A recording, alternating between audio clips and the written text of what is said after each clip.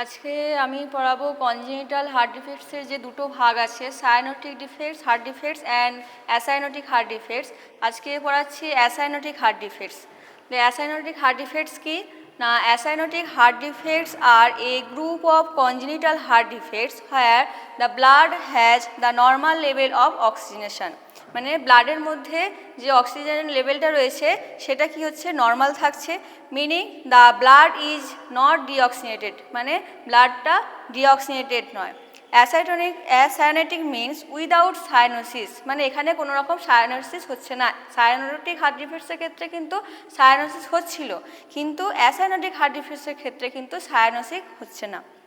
অ্যাসাইনোটিক heart defects are characterized pathophysiologically by a left to right shunt. Cyanotic heart ডিফেক্টসের ক্ষেত্রে কী হচ্ছিল না, রাইট টু লেফট শান্ট হচ্ছিল, কিন্তু অ্যাসাইনোটিক হার্ট ডিফেক্টসের ক্ষেত্রে কী হচ্ছে না,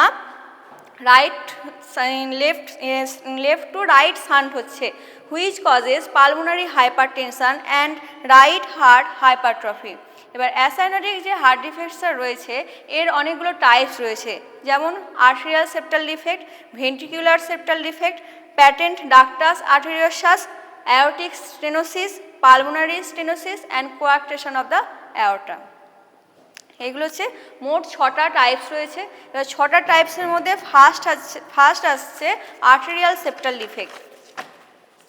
আর্টেরিয়াল সেপ্টাল ডিফেক্টটা কি না, a hole in the septum between the heart's two upper chambers is call an arterial septal defects. এখানে কি হচ্ছে না, এটা যদি আমি হার্টের স্ট্রাকচারের প্রত্যেকটা চেম্বার ধরি, যেটা right atrium, left atrium, right ventricle and left ventricle, তাহলে এখানে বলছে কি না, বিটুইন টু আপার চেম্বার্স, ঠিক আছে, একটা হোল থাকছে, সেটা হচ্ছে এই জায়গাটা। এটা কি হচ্ছে না, এটাই হচ্ছে আর্টেরিয়াল সেপ্টাল ডিফেক্ট। এরপরে আসছে ventricular septal defect. Ventricular septal ডিফেক্টটা কি না, ventricular septal defect is a congenital heart defect characterized by a hole in the interventricular septum, the wall between the left and right ventricles। মানে এটা হচ্ছে right ভেন্ট্রিকেলস and left ভেন্ট্রিকেলস, এই দুটোর মাঝে যে হোল তৈরি হচ্ছে এটাকে আমরা বলছি ভেন্ট্রিকুলার সেপ্টাল ডিফেক্ট। এরপর রয়েছে patent ductus arteriosus. 3 number point, patent ductus arteriosus. Patent ductus arteriosus কি না, it is a congenital heart defects in which the ductus arteriosus fails to close after birth. তাহলে ডাক্টাস আর্টেরিওসাস হচ্ছে একটা normal fetal vessel, যেটা কি করছে, aorta, এই aorta এবং পালমোনারি আর্টারি এই দুটোকে কি করছে, কানেক্ট করছে। এবার এটা যখন ক্লোজ যদি না হয় তখন কি হবে না, প্যাটেন্ট ডাক্টাস আর্টেরিওসাস তৈরি হবে। Aortic stenosis. অ্যাওরটিক স্টেনোসিস কি না, aortic stenosis is a condition in which the aortic valve becomes narrowed, obstructing blood flow from the left ventricle to the aorta. তাহলে এখানে কি হচ্ছে না, অ্যাওর্টাটা ন্যারো হয়ে যাচ্ছে, যার ফলে কি হচ্ছে, ব্লাডটা লেফট ভেন্ট্রিকেল থেকে যে অ্যাওরটিক ভালভে আসছে এখানে কোনো একটা অবস্ট্রাকশন ঘটছে ন্যারো হয়ে যাওয়ার কারণে। এরপরে রয়েছে পালমোনারি স্টেনোসিস। পালমোনারি স্টেনোসিস কি না, pulmonary stenosis is a condition where the pulmonary valve is narrowed, causing obstruction to blood flow from the right ventricle to the pulmonary artery. তাহলে এখানে রাইট ভেন্ট্রিকেল আর এটা পালমোনারি আর্টারি, এই দুটোর মাঝখানে রয়েছে pulmonary valve. যখন এখানেতে কোনো প্রবলেম হচ্ছে তখন মানে ন্যারো হয়ে যাচ্ছে, তখন সেটাকে আমরা বলছি পালমোনারি স্টেনোসিস। এবার রয়েছে coarctation of the aorta. Coarctation of the aorta কি না, এর মেন প্রবলেম হচ্ছে ন্যারোয়িং অফ দ্য অ্যাওর্টা, মানে এই অ্যাওর্টাটা কি হচ্ছে, ন্যারো হয়ে যাচ্ছে। তাহলে এতগুলো ডিফেক্টস আমরা দেখতে পাচ্ছি অ্যাসাইনোটিক হার্ট ডিফেক্টসের ক্ষেত্রে। এবার এই ডিফেক্টসগুলো দেখা গেলে কি কি ক্লিনিক্যাল ম্যানিফেস্টেশনের মধ্যে দেখতে পাওয়া যাবে না, ফার্স্ট রয়েছে tachypnoea.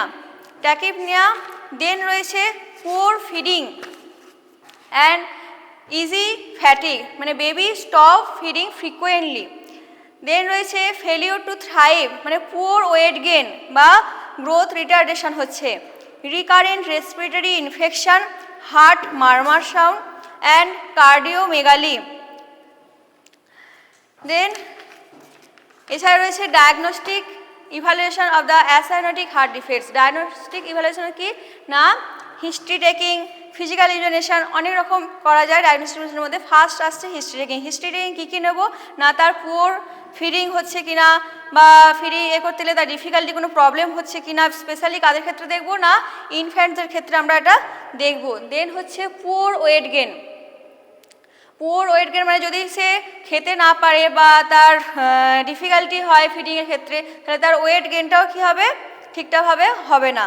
Recurrent respiratory infection. Then physical examination. Physical এক্সামিনেশনে আমরা কী কী দেখতে পারি না, এখানে দেখতে পাবো হার্ট মারমার সাউন্ড শুনতে পাওয়া যাবে, ট্যাকিপনিয়া দেখতে পাওয়া যাবে, ট্যাকিকার্ডিয়া অ্যান্ড ডিসঅ্যাপনিয়া। এছাড়া রয়েছে চেস্ট এক্সরে। চেস্ট এক্সরেতে কী দেখতে পাবো না, কার্ডিওমেগালি দেখতে পাওয়া যাবো, মানে enlarge heart, increase pulmonary vascularity. এছাড়া রয়েছে ইলেকট্রোকার্ডিওগ্রাফি। ইলেকট্রোকার্ডিওগ্রাফিতে কী দেখবো না, না চেম্বার হাইপোট্রফি। এখানে যে চেম্বার রয়েছে, হার্টের যে চেম্বার রয়েছে সেটা হচ্ছে এনলার্জ হয়ে যাবে। রাইট ভেন্ট্রিকুলার হাইপারট্রফি স্পেশালি দেখতে পাওয়া যায়, রাইট ভেন্ট্রিকেল যেটা রয়েছে সেইটাতে বেশি হাইপারট্রফি দেখতে পাওয়া যায়। দেন রয়েছে ইকোকার্ডিওগ্রাফি। ইকোকার্ডিওগ্রাফি কি না, it is gold standard investigation, exact defect location মানে এএসডি, ভিএসডি বা পিডিএ, এইগুলো তার সাইজের যে ডিফেক্ট রয়েছে বা তার ডিরেকশন মানে কোন দিক থেকে কোন দিকে শান্ট হচ্ছে বা তার প্রেসার যে চেঞ্জ হচ্ছে সেই চেঞ্জগুলো এবং ব্লাডের যে ফ্লো, এগুলো সব কিছু তোমার ইকোকার্ডিওগ্রাফি করলে দেখতে পাওয়া যায়।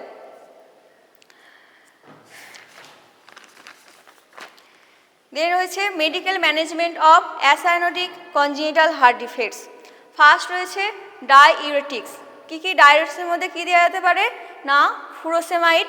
কেন দেওয়া দেবো না, রিডিউস দ্য এক্সেস ফ্লুইড বা রিডিউস পালমোনারি কনজেশন। এই রয়েছে 2 নম্বর পয়েন্ট হচ্ছে কার্ডিয়াক গ্লাইকোসাইড। কার্ডিয়াক গ্লাইকোসাইডের মধ্যে আমরা কি দেখতে পাবো, ডাইজক্সিন দেওয়া যেতে পারে।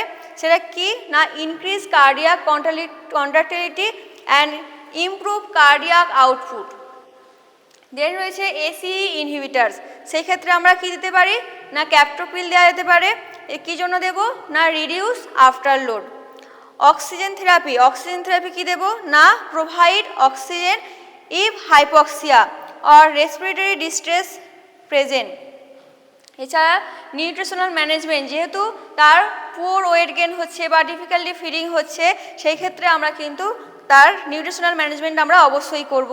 সেখানে দেখব high calorie diet. High calorie diet কি না, এবং ফ্রিকোয়েন্ট স্মল ফিডিং। আমি একেবারেই মানে প্রচুর পরিমাণে খাবার তাকে আমি দেব না, তোমার অল্প পরিমাণে তাকে আস্তে আস্তে খাবার দিতে হবে।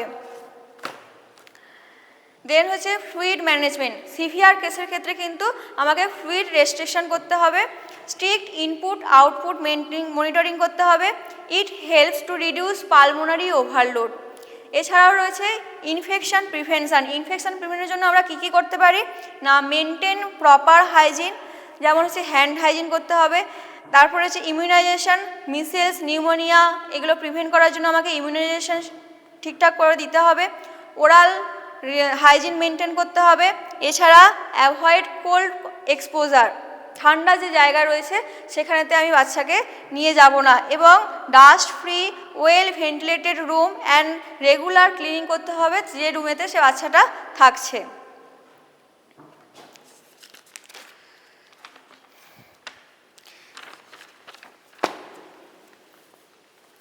দেন হচ্ছে surgical management of acyanotic heart defects.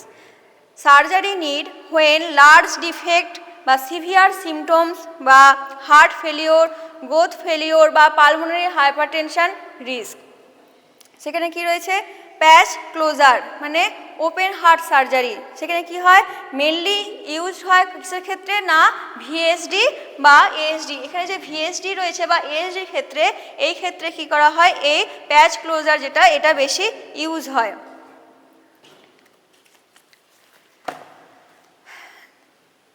দেন হচ্ছে পিডিএ লাইগেশন বা ডিভিশন। সেখানে কি হয় না থোরাকোটমি করে ডাক্টাস যে আর্টেরিয়ালসগুলো রয়েছে সেটাকে লাইগেট বা কাট করে দেওয়া হয়। ফলে কি হয় না ফলে অ্যাবনর্মাল যে কানেকশান যেটা রয়েছে সেটা হচ্ছে বন্ধ হয়ে যাচ্ছে। এবং repair of coarctation of aorta, repair করছে কি না ন্যারোড পার্ট যে ন্যারোড যে পার্টটাকে সেটাকে কী হয় রিমুভ করা হয় বা ওয়াইডেন করা হয়। ডিভাইস ক্লোজার, ডিভাইস হচ্ছে এটা একটা catheter base, it is mainly invasive procedure, মানে যেখানে কি হচ্ছে চেস্টটাকে না কেটে ক্যাথিটার দিয়ে হার্টের ভিতরে কি হচ্ছে না সেই ডিফেক্টটাকে কি হচ্ছে বন্ধ করা হচ্ছে।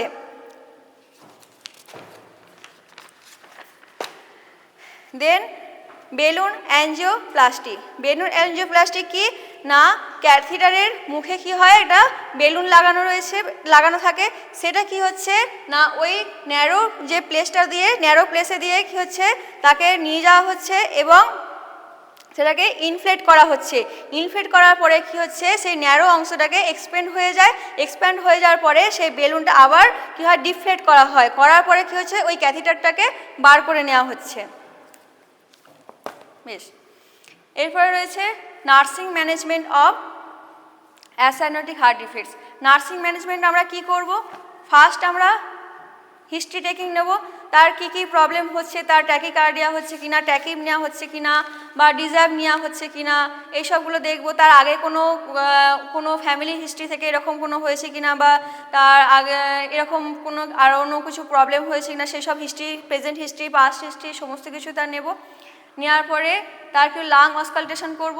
লাং অসকালটেশন করলে কী দেখতে পাওয়া যাবে না এখানেতে হার্ট মারমার সাউন্ড শুনতে পাওয়া যাবে।